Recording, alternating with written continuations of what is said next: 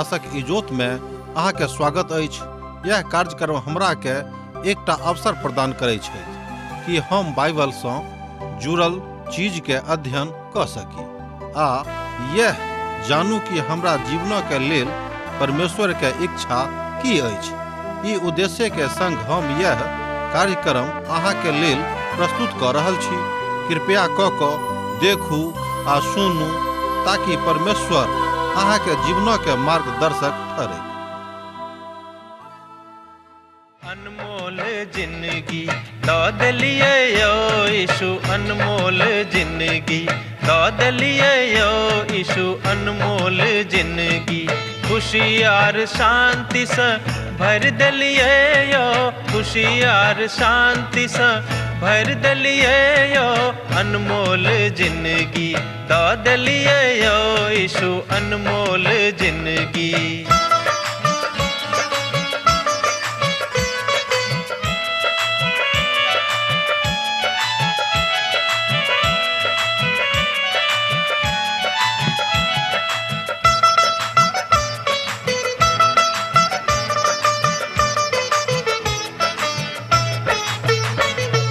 पाप आर दुख से व्याकुल छलो जखन, पाप आर दुख से व्याकुल छलो जखन, मृत्यु के आस में जीव छलो जखन, मृत्यु के आस में जीव छलो जखन, हमरा बदला में बलि भ गेलो यो, अनमोल जिंदगी दो दिलिए यो यीशु, अनमोल जिंदगी।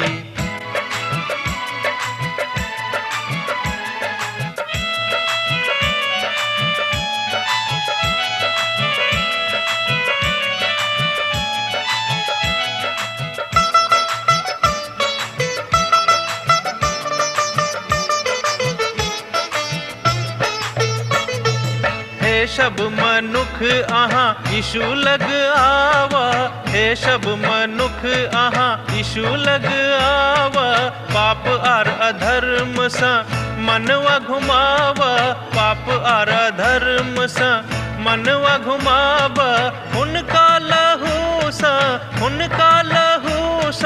शुद्ध आहाँ भ जाए, अनमोल जिंदगी दो दिलिए यो यीशु, अनमोल जिंदगी।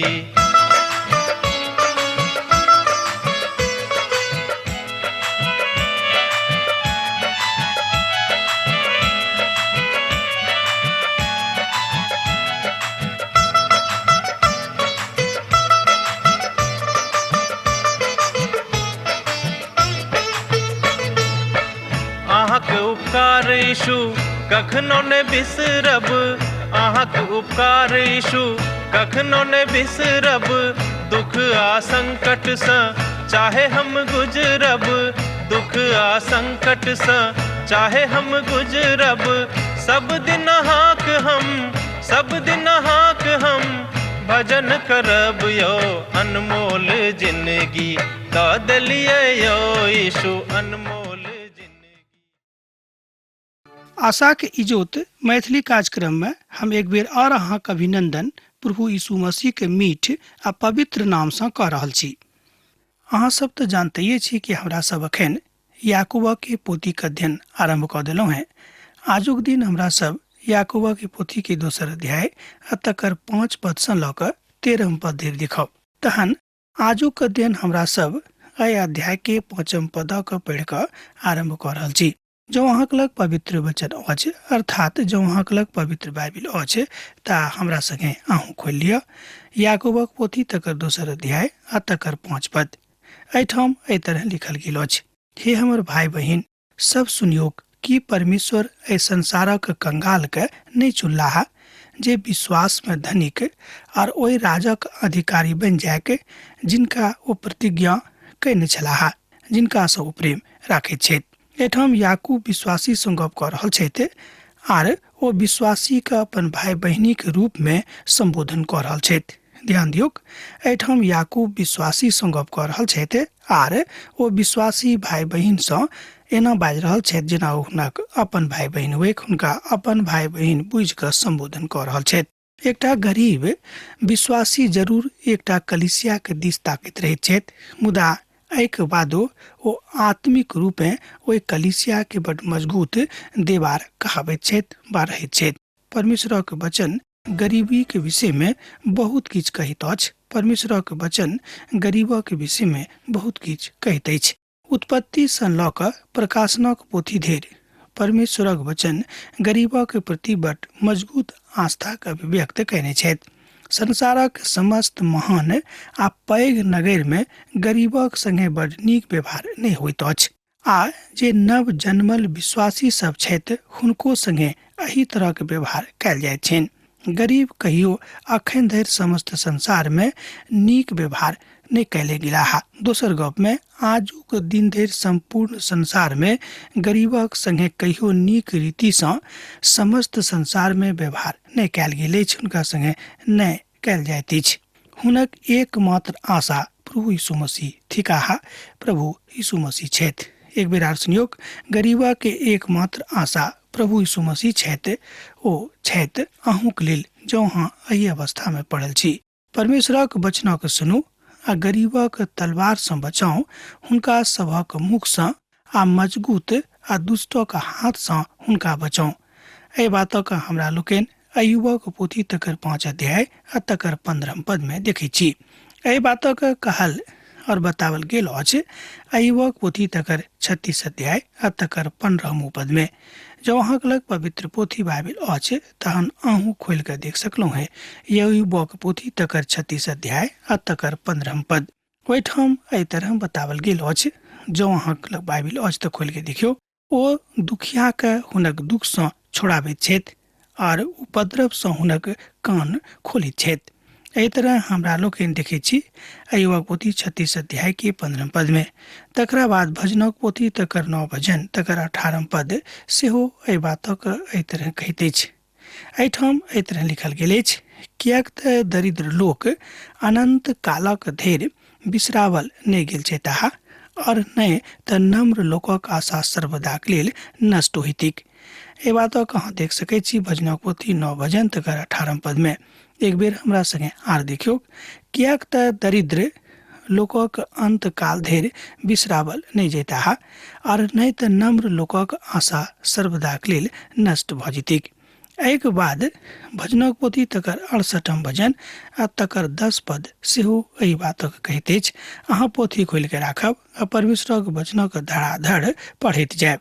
खोल लिअ 68 भजन आ तकर 10 पद के हम अहाँक लेल पढ़ि रहलहुँ हैं। परमेश्वरक वचनक सुनियोक, कियाक तऽ अपन मुख सँ ओ बाजि रहल छथि, अपन मुख सँ एहि कथा के ओ सुना रहल छथि, जाहि सँ हमरो सब प्रभुक वचनक सुनि कऽ अपन अपन मनक जोड़ा ली। एहि तरह ओतऽ बताओल गेल अछि, अहाँके झुंडक ओहि में रहत लगलाह। हे परमेश्वर, अहाँ अपन भलाई सँ अपन दीन जनक लेल तैयार कयलहुँ हैं। हम एहिठाम जे वचन पढ़लहुँ ओ छल भजन 68 तकर 10 पद। भजन 69 आ तकर 33 पद में सेहो एही बातक बतावल गेल अछि। एहिठाम एहि तरह लिखल गेल अछि, कियाक तऽ यहोवा दरिद्रक दिस कान लगाबैत छथि और अपन लोकक जे बंदी छथि तुच्छ नहीं जानैत छथि। एहि तरह हमरा लोग देखै छी कि संपूर्ण पवित्र बाइबिल में गरीब और गरीबी के प्रति परमेश्वर बड़ चिंता रखैत छथि। अर्थात गरीबों का इच्छा रहबाक चाही कि हम प्रभु के संगे रही, तहने ई बात उनका जिंदगी में कार्यलक्षित भऽ कऽ सन्मुख में आबि सकैत छै। कियाक तऽ परमेश्वर एहि बातक बड़ नीक बुझैत छथि आ नीक रीति सँ बाजैत छथि। ओ अपन महिमा के प्रकट कऽ रहल छथि। ओ आशीषक कारण ठहरता जो गरीब प्रभुक संगे रहनाइ आरंभ कऽ देतिक। भजन 72 आ तकर 12 और 13 पद में सेहो एहि बातक बड़ विस्तार सँ बखान कयल गेल अछि, बतावल गेल अछि। जाहि सँ परमेश्वरक पूत हुनका संगे रहैत, अर्थात प्रभु यीशु मसीह हुनका सभक संगे रहैत आ हुनका सभक मन में पवित्र आत्मा के काज होइत रहन। तकरा बाद हमरा लोकनि ए बातक देखै छी भजनक पोथी तकर 102 भजन आ तकर 17 पद, अर्थात भजनक पोथी तकर 102 अध्याय आ तकर 17 पद के। जब वहाँ देखबे तो ए बातक देख सकलहुँ हैं। हम चाहे छी जे एहि पद के अहाँके लेल पढ़ी। भजनक पोथी तकर 102 भजन तकर 17 पद। ओ लाचार पर प्रार्थना के दिस मुँह करैत छथि और हुनक प्रार्थना के तुच्छ नहीं जानैत छथि। एक बेर आर सुनियोक, ओ लाचारक प्रार्थना के दिस मुँह करैत छथि और हुनक प्रार्थना के ओ तुच्छ नहीं जानैत छथि। ओ अपन महिमा के प्रकट करने छथि। एहि तरह हमरा लोकनि देखै छी कि पिता परमेश्वर अपन महिमा के गरीब लोकक लेल प्रकट कऽ रहल छथि। एहि बातक अहाँ देख सकलहुँ हैं 45वां भजन में। ओतो एहि बातक बड़ निकटता के साथ, बड़ गंभीरता के साथ बताओल गेल अछि कि जो केओ गरीब छथि अहाँके कलीसिया में तऽ हुनका अहाँ तुच्छ नहीं बुझियौक। विशेष कऽ कऽ ई शिक्षा मंडली के लेल अछि कि मान लियो अहाँके मंडली में जो किछु गरीब लोग छथि तऽ हुनका तुच्छ नहीं बुझियौक, किएक तऽ ओ अहाँके कलीसिया के, प्रभु यीशु मसीह के कलीसिया के बड़ मजबूत देवार छथि। एहि बातक ओतो बतावल गेल अछि। तकरा बाद हमरा लोकनि एहि बातक देखै छी यशायाह पोथी 11 अध्याय आ तकर 4 पद में सेहो एहि बातक बतावल गेल अछि। मुदा ओ कंगालोक न्याय धर्म सँ और धरती के नम्र लोकक निर्णय खराई सँ करता और ओ धरती के अपन वचन के सोटा सँ भरि देता और अपन मुख के झोंका सँ अर्थात मुख के झोंका सँ दुष्ट के मिटा देथिन। एहि बातक हमरा लोकनि यशायाह पोथी 11 अध्याय तकर 4 पद में देखै छी। प्रभु के एहि धरती परक बड़ मुश्किल सँ मुश्किल बातक विषय में मालूम छेन। गरीबी के, महत्तम गरीबी के प्ररेखा के प्रभु के सन्मुख में उजागर कयल गेल छेन। प्रभु एहन कोनो बात नहीं अछि अहाँक जिंदगी के जे ओ नहीं जानैत छथि। हमरा लोकनि ई बुझैत छी जे हमरा सब गरीबी में अखन जी रहलहुँ हैं आ हमरा सभक जे गरीबी अछि तकरा विषय में प्रभु को कोनो जानकारी नहीं छेन। मुदा ओ सजग और आज्ञाकारी रहबाक विषय में गप कऽ रहल छथि। मुदा गरीब लोग आत्मिक बात में बहुत धनिक भऽ सकैत छै आ यह ओ महत्वपूर्ण कथा अछि जाहि बातक ओ कऽ सकैत छथि। मुदा अहाँ ओहि कंगालक अपमान कयलहुँ हैं कि धनिक लोग अहाँक ऊपर अत्याचार नहीं करैत और केओ अहाँक कचहरी में घसीट घसीट के नहीं लऽ जाइत छथि। याकूबक पोथी तकर 2 अध्याय तकर 6 पद एहि बातक कहैत अछि। एक बेर आर हमरा संगे देखियो, मुदा अहाँ ओहि कंगालक अपमानित नहीं कयलहुँ हैं कि धनिक लोग अहाँक ऊपर अत्याचार नहीं करैत छथि और केओ अहाँक कचहरी में घसीट घसीट के नहीं लऽ जाइत छथि। किएक नहीं ई बात मजबूत हाथे से भऽ रहल अछि। धनिक लोकक मध्य सँ गरीब लोकक सतावल जा रहल अछि। किएक ने ओ मजबूत संगठन में होइक। बहुत लोग गरीबक महासभा बजबैत छथि आ गरीबक महासभा बजा कऽ एहि बातक संगठनात्मक रूप हुनका बताबैत छथि कि अहाँ सब संगठित भऽ जाउ, जाहिसँ अहाँके ऊपर जे अत्याचार भऽ रहल अछि से नहि हैत। एहि बातक के प्रारंभ होइत हमरा लोकनि पवित्र पोथी बाइबल सँ देखैत छी और एहि बातक आरंभ एहि ठाम सँ होइत अछि। अर्थात एहन कोनो बात नहीं अछि, एहन कोनो बात नहीं थिक जे रचनात्मक संगठन सब जे संसार में अछि से एहि तरह के सकारात्मक बातों कऽ रहल छथि। बहुत कम एहन संगठन अछि जे सत रूप में गरीबक गरीबी के दूर करबाक प्रति निह राखैत छथि, विश्वास राखैत छथि और बड़ विश्वासक साथ बड़ ईमानदारी के साथ काज कऽ रहल छथि। एहि तरह हमरा लोकनि देखै छी कि बरखे बरख एहि बातक लऽ कऽ अहाँ महिमा में नहीं बजावल जायब, मुदा एहि बात सँ दलक कोनो फर्क नहीं पड़ैत छनि। लेखक अपन अनुभव के ठाम बता रहल छथि। दोसर गप में अहाँ बाजि सकलहुँ हैं कि महान टीकाकार जे प्रभु के महान दास सेहो छलाह, ओ अपन अनुभव के अहाँके लेल कने राखि रहल छथि जे कोनो हिसाबे लोग गरीबक संगे व्यवहार नहीं करैत छथि। मुदा गरीबक एक मात्र आशा प्रभु यीशु मसीह छनि। एहि बातक ओ बेर बेर दोहरिया रहल छथि। किएक तो लोकक द्वारा बड़ सतावल गेल छलाह। किएक तऽ गरीबक संगे एहि संसार में कतौ कोनो दल नीक व्यवहार नहीं करैत अछि। जहन हुनका से काज पड़ैत छनि तऽ लोग हुनका लग जाइत छथि आ जहने हुनक काज निपटि जाइत छनि ओ हुनका बिसरा दैत छथि पूर्ण रीति सँ। कि ओ एहि उत्तम नामक निंदा नहीं करैत छथि जिन्हक अहाँ कहाबैत छी।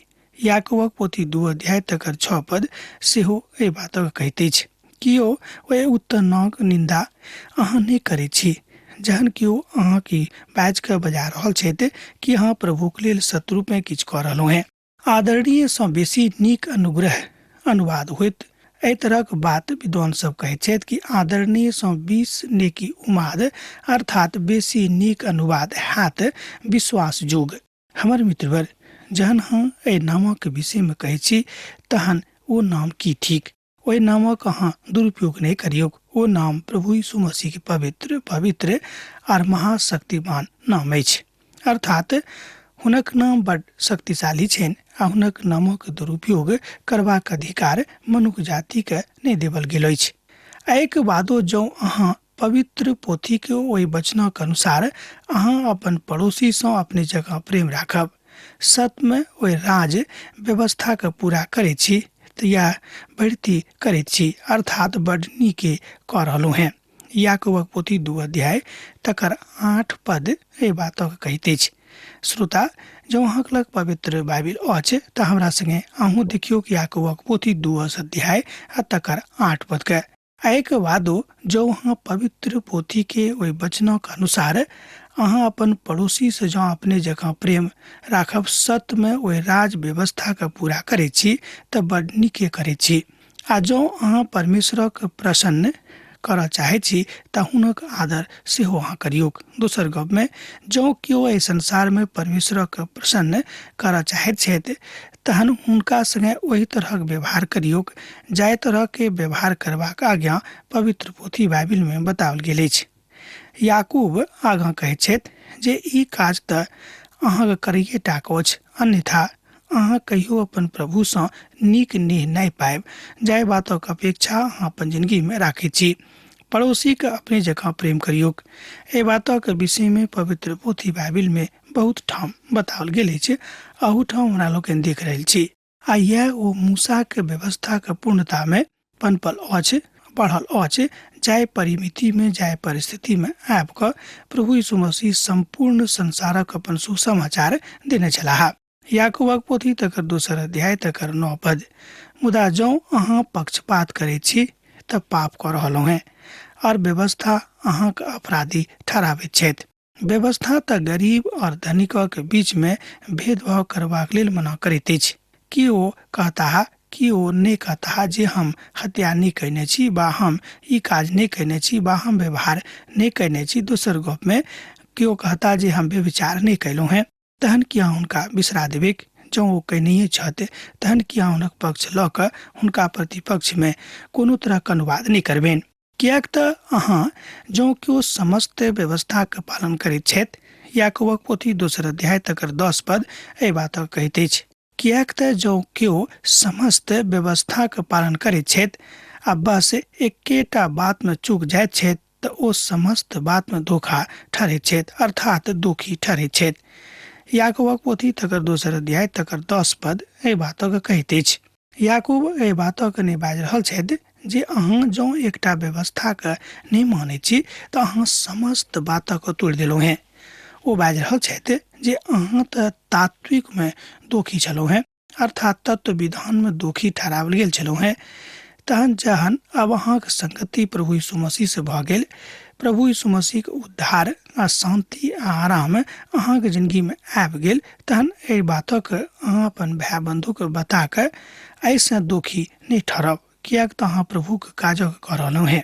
मुदा बताओल गेल अछि जे अहाँ कोनो तरहक गलत काज नहीं करब, जेनाकि व्यभिचार, दोसराक सतौनाइ वा हत्या, किएक तऽ ई सब करला से प्रभु अहाँ से नाराज भऽ जेताह और अहाँ एहि संसार में तऽ दुखी रहबे करब। मुदा जहन अहाँ प्रभु के लग में जायब ओतो अहाँ बहुत बेसी दुखी ठहरब। मुदा जँ केओ वास्तव में ई बातक करनाइ बंद कऽ देने छथि आ बड़ हृदय सँ पश्चाताप केने छथि तऽ परमेश्वर हुनका एहि बातक लेल माफी कऽ देतनि। किएक तऽ यह प्रभु के रास्ता छनि, यह हुनक बाट छनि, यह हुनक व्यवस्था छनि। प्रभु के नजरी में अहाँके सब ठाम नीक रहबाक जरूरत अछि, कतौ एमहर उमहर जेबाक जरूरत नहीं अछि। याकूबक पोथी तकर 2 अध्याय तकर 11 पद। एहि दुआरे जे ई बाजने छथि जे अहाँ व्यभिचार नहीं करब, आ ओ सेहो एही बातक बाजने छथि जे अहाँ हत्या नहीं करब, आ एही दुआरे जे जँ अहाँ हत्या कयलहुँ हैं आ व्यभिचार कैलू हैं तहन अहाँ व्यवस्था के तोड़े वाला भ गेलू हैं बा ठहरलू हैं। हम अहाँके लेल पढ़लहुँ याकूबक पोथी 2 अध्याय तकर 11 पद के। एकोटा व्यवस्था के तोड़ो वाला का कहल जेतन, अर्थात व्यवस्था के कोनो विधानक जँ अहाँ छोट से छोट विधान के तोड़ देव तहाँ व्यवस्था के तोड़िए वाला कहाब। अहाँ ओहि तरहक लोकक जकाँ वचनक बाजी आर काजो करूँ जिनक न्याय स्वतंत्रता के व्यवस्था के अनुसार हैत। याकूबक पोथी 2 अध्याय तकर 12 पद ए बातक कहैत अछि। एहिठाम हमरा लोकनि देखै छी परमेश्वर दया के व्यवस्था के दऽ रहल छथि आ दया के व्यवस्था, क्षमा के व्यवस्था के स्थापना ओ प्रभु यीशु मसीह के द्वारा कयलथि। जे प्रभु यीशु मसीह के व्यवस्था छनि, प्रभु यीशु मसीह कहै छथि, आ जँ अहाँ हमरा सँ प्रेम करै छी तऽ हमर आज्ञा के सेहो मानब। यूहन्ना रचित सुसमाचार 14 अध्याय आ तकर 15 पद ए बात कहैत अछि। ओ बाजि रहल छथि कि जँ अहाँ हमरा सँ प्रेम राखैत छी तहन अहाँ हमर आज्ञा के सेहो मानब, तकरा तोड़ब नहि। एहि बातक हमरा लोकनि देखै छी दोसरो ठाम यूहन्नाक पोथी तकर 15 अध्याय तकर 12 पद में, जेना हम अहीं सँ प्रेम राखैत छी अहूँ एक दोसर गोटे सँ एही तरह प्रेम करब। एहिठाम प्रभु यीशु मसीह के बड़ स्पष्ट आज्ञा छनि, बड़ साफ साफ आज्ञा छनि कि अहाँके वही तरह अपनो लोग से प्रेम करबाक अछि जेना हम अहाँ से प्रेम करै छी। ई तऽ प्रभु यीशु मसीह के वचन अछि। कियाक तऽ जे दया नहि कयलाह हुनक न्याय बिनु दया के हैत। दया न्याय पर जयवंत भऽ जाइ छै। याकूबक पोथी तकर 2 अध्याय तकर 13 पद एहि बातक बाजि रहल अछि। कियाक तऽ जे दया नहि कयलाह हुनक न्याय बिनु दया के हैत। दया न्याय पर जयवंत भऽ जाइ छै। हमरा सब एक दोसर गोटे के बड़ खराब नजर सँ देखै छी। एही द्वारे एही तरहक बैर भाव हमरा सबक हृदय में, हमरा सबक भाव में उत्पन्न भऽ जाइ छै।